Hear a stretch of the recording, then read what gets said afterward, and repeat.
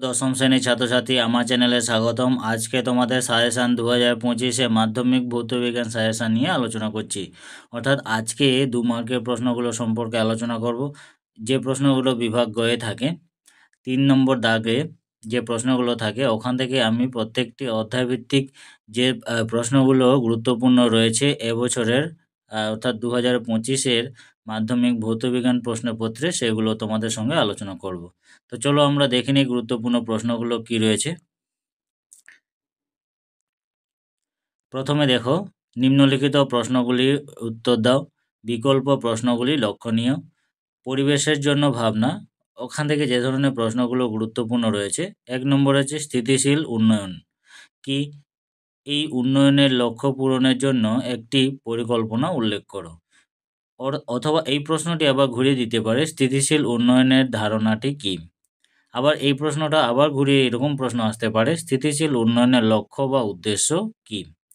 2 নম্বরে, বায়ুমণ্ডলের উষ্ণতম স্তরটির নাম কি? এই স্তর কোন কোন গ্যাস দ্বারা গঠিত? 3 নম্বরে, মিথেন হাইড্রেট কি? এর একটি ব্যবহার লেখো। 4 নম্বরে, বায়োফুয়েল কিভাবে তৈরি করা হয়? একটি ব্যবহার লেখো। 5 নম্বরে, কোন জ্বালানির তাপন মূল্য বলতে কি বোঝো? কয়লা ও ডিজেলের মধ্যে কোনটির তাপন মূল্য সবথেকে বেশি? 6 সিএফসি ওজোন স্তর ধ্বংসের জন্য দায়ী কিভাবে? এরপরে 7 নম্বরে, বায়োগ্যাস বলতে কি বোঝো? এর একটি ব্যবহার লেখো। 8 নম্বরে, কোনো জ্বালানির তাপন মূল্য বলতে কি বোঝো? কয়লা ও ডিজেলের মধ্যে কোনটির তাপন মূল্য বেশি? এটা প্রশ্ন দুবার রিপিট হয়ে গেছে। তো এইটা ছিল পরিবেশের জন্য ভাবনা থেকে গুরুত্বপূর্ণ প্রশ্ন এবারের জন্য। এখান থেকে অবশ্যই 2টো প্রশ্ন কমন পেয়ে যাবে। এরপরে চলো নেক্সটে, গ্যাসের আচরণ 3.2 দাগ নম্বরে যে প্রশ্নগুলো থাকে। 1.75 cmHg চাপে এবং 27 ডিগ্রি সেলসিয়াস তাপমাত্রায় 4.4 গ্রাম কার্বন ডাই অক্সাইড গ্যাসের আয়তন কত? 2 নির্দিষ্ট চাপে স্থির ভরে কোনো গ্যাসের তাপমাত্রা 0 ডিগ্রি থেকে 546 ডিগ্রি সেলসিয়াস পর্যন্ত পরিবর্তন হলে অন্তিম আয়তন ও প্রাথমিক আয়তনের অনুপাত নির্ণয় করো। 3 নম্বরে দেখো, প্রমাণ করো স্থির চাপে নির্দিষ্ট ভরের কোনো গ্যাসের আয়তন গ্যাসটির পরম তাপমাত্রা সমানুপাতিক। 4 নম্বরে, এসটিপিতে নির্দিষ্ট ভরে কোনো গ্যাসের আয়তন 52 ঘনসেমি হলে অপরিবর্তিত 104 cmHg চাপে গ্যাসটির আয়তন কত হবে? 5 নম্বরে, 2 মোল পরিমাণ একটি গ্যাস 127 ডিগ্রি সেলসিয়াস উষ্ণতায় 8.2 লিটার আয়তন দখল করে। গ্যাসটির চাপ কত? যেখানে R সমান 0.082 লিটার অ্যাটমসফিয়ার -1 কেলভিন -1। এরপরে 6 নম্বর প্রশ্ন, 4 অ্যাটমসফিয়ার চাপে 400 কে উষ্ণতায় 16 লিটার হাইড্রোজেন গ্যাসের অণুর সংখ্যা কত? 7 নম্বরে, এনটিপিতে রাখা কোনো গ্যাসকে কোন তাপমাত্রায় উত্তপ্ত করলে গ্যাসের চাপ ও আয়তন উভয় দ্বিগুণ হবে? 8 নম্বর প্রশ্ন, গ্যাসের চাপ দ্বিগুণ ও আয়তন অর্ধেক করা হলে গ্যাসটির অন্তিম উষ্ণতা কত? এরপর নেক্সটে 9 নম্বর প্রশ্ন, এসটিপিতে নির্দিষ্ট ভরের একটি গ্যাস 273 ঘনসেমি আয়তন অধিকার করে কত চাপে 27 ডিগ্রি সেলসিয়াস উষ্ণতায় ওই গ্যাসটি 300 ঘনসেমি আয়তন অধিকার করবে? এরপরে রাসায়নিক গণনা থেকে তোমাদের 2 নম্বর প্রশ্ন আসে না, তাপের ঘটনাসমূহ থেকেও আসে না। এরপরে 5 নম্বর অর্থাৎ 3.3 যে প্রশ্নগুলো থাকে দাগ নম্বরে আলো থেকে। 1 নম্বরে গুরুত্বপূর্ণ প্রশ্ন, একটি অবতল দর্পণ থেকে 20 সেন্টিমিটার দূরে একটি বস্তুকে রাখলে বস্তুর আকারে উল্টানো গঠিত হয়, তার ফোকাস দৈর্ঘ্য কত? এরপরে 2 চিত্র সহ উত্তল লেন্সের আলোক কেন্দ্রের সংজ্ঞা দাও। 3 নম্বরে, একটি সরল ক্যামেরা দ্বারা গঠিত প্রতিবিম্বের 2টি বৈশিষ্ট্য লেখো। 4 নম্বরে, দিনের বেলায় আকাশ নীল দেখায় কেন? 5 নম্বরে, লেখচিত্রের সাহায্যে উত্তল লেন্সের দ্বারা বিবর্তিত অসৎ বিম্ব গঠন দেখাও। 6 নম্বরে, দেখাও যে বায়ু ছাড়া অপর কোনো মাধ্যমের পরম প্রতিসরাঙ্ক 1 অপেক্ষা বেশি। 7 নম্বরে, কাপড় কাচার পর সাদা কাপড়ে নীল দেওয়া হয় কেন?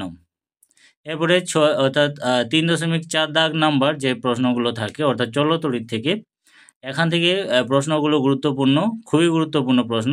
বৈদ্যুতিক হিটারে তার কোন উপাদান দ্বারা নির্মিত? এই উপাদান দুটির বৈশিষ্ট্য লেখো। 2 ডিসি মোটরের শক্তি বৃদ্ধির দুটি উপায় লেখো। 3 নম্বরে তড়িৎ বিশ্লেষণের দুটি বৈশিষ্ট্য লেখো। 5 তড়িৎ বিশ্লেষক পদার্থগুলির কঠিন অবস্থায় তড়িৎ পরিবহন করে না কেন? 6 নম্বরে দুটি ইলেকট্রিক বাল্বের রেটিং যথাক্রমে 220 থেকে 60 ওয়াট এবং আরেকটি 110 থেকে 60 ওয়াট হলে তাদের রোধের অনুপাত নির্ণয় করো। 7 নম্বরে মোটর নীতি ও ডায়নামো নীতির মধ্যে পার্থক্য কী? 8 নম্বরে তড়িৎচালক বল ও বিভব প্রভেদের মধ্যে দুটি পার্থক্য লেখো। 9 নম্বরে ফিউজ তারের উপাদানের নামগুলি ও শতকরা উল্লেখ করো। 10 নম্বরে তড়িৎ চুম্বকের আবেশ বিষয়ক লেন্জের সূত্রটি লেখো। আর 11তে বৈদ্যুতিক হিটারে নাইক্রোম তার ব্যবহার হয় কেন? এরপরে 7 নম্বরে অর্থাৎ পরমাণু, নিউক্লিয়াস ও তেজস্ক্রিয়তা, এখান থেকে 2 নম্বর প্রশ্ন আসে না। পর্যায় সারণী থেকেও সে মৌলদের ধর্মের পর্যাবৃত্ততা, এখান থেকেও 2 নম্বর প্রশ্ন আসবে না। এরপরে 8.2 যেটা রয়েছে আয়ন ও সমযোজী বন্ধন, এখান থেকে 3.5 দাগ নম্বরের প্রশ্নগুলো আসে। 1 নম্বরে গুরুত্বপূর্ণ প্রশ্ন, সমযোজী না তড়িযোজী কী ধরনের বন্ধন উপস্থিত H2, C2H2, NaCl এর মধ্যে? 2 দুটি ভৌত ধর্মের সাহায্যে সোডিয়াম ক্লোরাইড ও ন্যাপথালিনের মধ্যে পার্থক্য লেখো। 3 নম্বরে কোন যৌগের ক্ষেত্রে সংকেত কথাটি প্রযোজ্য? কোন যৌগের ক্ষেত্রে সংকেত কথাটি প্রযোজ্য? দ্বৈত সূত্র মেনে চলে এরকম একটি যৌগের নাম লেখো। 4 সমযোজী যৌগরা রাসায়নিক বিক্রিয়া ধীর গতিতে ঘটায় ব্যাখ্যা করো। 5 একটি পরমাণুর নাম লেখো যা সমযোজী ও তড়িযোজী উভয় প্রকার যৌগ গঠন করে, এর দুটি সংকেত লেখো। 6 নম্বরে H2 পরমাণুযুক্ত একটি সমযোজী যৌগের উদাহরণ দাও। CH4 ও KCl এর লুইস ডট গঠন অঙ্কন করো। এরপরে তড়িৎ প্রবাহ রাসায়নিক বিক্রিয়া, এখান থেকে 2 নম্বর প্রশ্ন আসবে না। 8.4 যেটা রয়েছে অর্থাৎ 3.6 দাগ নম্বরের জন্য গুরুত্বপূর্ণ প্রশ্ন, H2S গ্যাস শুষ্ক করতে কি ব্যবহার করা হয় এবং কেন? 2 কি ঘটে সমীকরণ সহ লেখো। FeCl দ্রবণে H2S কে চালনা করা হলো। 3 নম্বরে K2Cr2O7 দ্রবণের উপর দিয়ে H2S চালনা করা হলে কি পরিবর্তন ঘটবে? বিক্রিয়ার সমীকরণ দাও। 4 নম্বরে কি ঘটে সমিত সমীকরণ সহ লেখো। লেড নাইট্রেট দ্রবণের উপর দিয়ে হাইড্রোজেন গ্যাস চালনা করা হলো। 5 নম্বরে কোন শর্তে পরাচুন ও অ্যামোনিয়া ক্লোরাইড এর মিশ্রণকে উত্তপ্ত করলে অ্যামোনিয়া গ্যাস উৎপন্ন হয়? বিক্রিয়ার সমিত সমীকরণ সহ লেখো। 6 নম্বরে স্পর্শ পদ্ধতিতে H2SO4 উৎপাদনে SO2 এর জারণের ক্ষেত্রে শর্ত উল্লেখ করে সমীকরণ দাও। 7 নম্বরে NaCl ও CCl4 এর মধ্যে কার গলনাঙ্ক বেশি এবং কেন? এরপরে ধাতুবিদ্যা থেকে অর্থাৎ 8.5 3.7 নম্বর দাগের জন্য গুরুত্বপূর্ণ প্রশ্ন। 1 নম্বরে দেখো, অ্যালুমিনিয়াম ধাতু তড়িৎ বিশ্লেষণের পদ্ধতিতে নিষ্কাশনের ক্ষেত্রে নিচের বিষয়গুলি উল্লেখ করে। মূল তড়িৎ বিশ্লেষণে আয়নে বিয়োজন, ক্যাথোড সংগঠিত বিক্রিয়া, অ্যানোড সংগঠিত বিক্রিয়া। এবারে 2 খনিজ ও আকরিকের মধ্যে পার্থক্য লেখো। 3 নম্বরে কার্বনহীন একটি জৈব মূলকের নাম লেখো। ওই মূলক সমুন্নতি একটি যৌগের উদাহরণ দাও। 4 নম্বরে হাইড্রোজেনকে দুষ্ট মৌল বলা হয় কেন?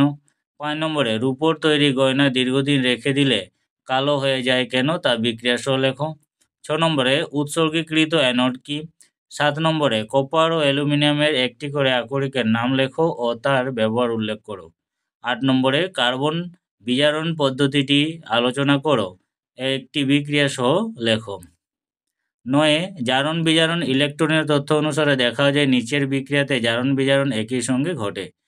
Fe + Cu + 2 Fe + 2 + Cu।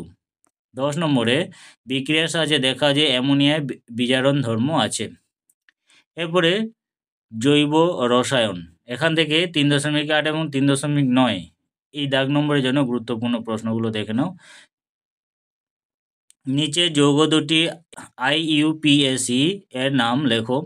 CH2 CH2OH, CH3 CH2COOH। 2 ethylene থেকে পলিথিন উপাদানের শর্তগুলি লেখো। IUPAC নাম লেখো। CH3 CH2 CH2OH, CH3 CH2 COOH। 4 নম্বরে দেখো ডিনেচার্ড স্পিরিট কি এর ব্যবহার লিখো। 5 নম্বরে CNG ও CH2 এর প্রধান ব্যবহার লেখো। এরপরে 6 নম্বরে দেখো রূপান্তর করো C2H5OH থেকে C2H। 7 নম্বরে অ্যাসিটিক অ্যাসিডের দ্রবণের মধ্যে NaHCO3 যোগ করলে কি ঘটনা ঘটে সমীকরণ সহ লেখো। তো এই ছিল আজকের গুরুত্বপূর্ণ প্রশ্ন তোমাদের ভৌতবিজ্ঞানের 2025 মাধ্যমিক পরীক্ষার জন্য। তোমরা এই প্রশ্নগুলো অবশ্যই 2 মার্কের জন্য দেখে যাবে, দেখবে এখান থেকে প্রশ্নগুলো কমন পাবে। তো আজকের মতো এইটুকুই, আবার দেখা হবে নেক্সট ভিডিওতে। ভিডিওটি যদি ভালো লাগে তাহলে অবশ্যই ভিডিওটি লাইক করবে, কমেন্ট করে জানাবে। আর আমার চ্যানেলে যদি কোনো বন্ধু নতুন এসে থাকো তাহলে অবশ্যই চ্যানেলটিকে সাবস্ক্রাইব করে দেবে, ডেসক্রিপশনে দেবে বেল আইকনটি প্রেস করে রাখবে। চলো, ধন্যবাদ।